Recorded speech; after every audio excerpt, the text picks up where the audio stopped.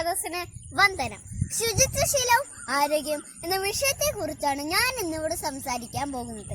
ശുചിത്വം എന്ന് കേൾക്കുമ്പോൾ തന്നെ കൈകൾ ശുദ്ധിയാക്കുന്ന കാര്യമാകും ഏറ്റവും ആദ്യം നമുക്ക് ഓർമ്മ വരുന്നത്. കോവിഡ് എന്ന മഹാവ്യാധിയാണ് അതിന് കാരണം.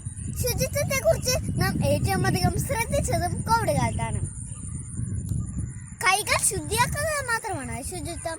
ശുചിത്വം എന്നാൽ നമുക്ക് എല്ലാവർക്കും വേണ്ട അടിസ്ഥാന ഗുണമാണ്. നല്ല ശുചിത്വശീലങ്ങളിലൂടെ പല രോഗങ്ങളും അകറ്റാൻ നമുക്ക് കഴിയും. 2 നേരം കുളിക്കണം, പല്ലു നിത്യം തേച്ചിടണം, നഖങ്ങൾ വളർന്നിടുമ്പോൾ മുറിച്ചിടണം എന്ന് നമ്മൾ ചെറിയ ക്ലാസ്സുകളിൽ പഠിച്ചിട്ടുള്ളതാണല്ലോ. വൃത്തിയുള്ള വസ്ത്രം, വൃത്തിയുള്ള പരിസരം, ഇടയ്ക്കിടെയുള്ള കൈ കഴുകൽ എന്നിങ്ങനെ ജീവിതത്തിൽ പാലിക്കേണ്ട നിരവധി ശുചിത്വശീലങ്ങളുണ്ട്. ആരോഗ്യമാണ് സമ്പത്ത് എന്ന് പറയാറുണ്ടല്ലോ. ആരോഗ്യമെന്നാൽ എന്താണ്? രോഗങ്ങളില്ലാത്ത അവസ്ഥ മാത്രമാണോ ആരോഗ്യം? തീർച്ചയായും അല്ല. മാനസികമായും ശാരീരികമായും സാമൂഹികമായുമുള്ള മെച്ചപ്പെട്ട അവസ്ഥയാണ് ആരോഗ്യം.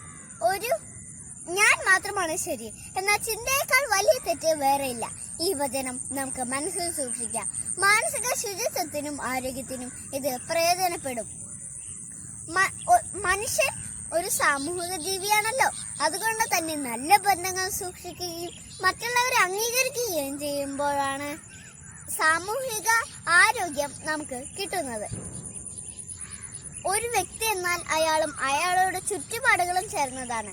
വ്യക്തി ശുചിത്വത്തോടൊപ്പം പരിസര ശുചിത്വവും പാലിക്കാൻ നാം ചെറുപ്പം മുതലേ തയ്യാറാകണം. പൊതുയിടങ്ങൾ നമ്മുടേത് കൂടിയാണെന്ന ചിന്ത ഉണ്ടായാൽ അവിടെ മലിനമാക്കാൻ നമുക്ക് കഴിയില്ല. നല്ല ശുചിത്വശീലങ്ങൾ ആരോഗ്യമുള്ള തലമുറയെ സൃഷ്ടിക്കും എന്നതിൽ തർക്കമില്ല.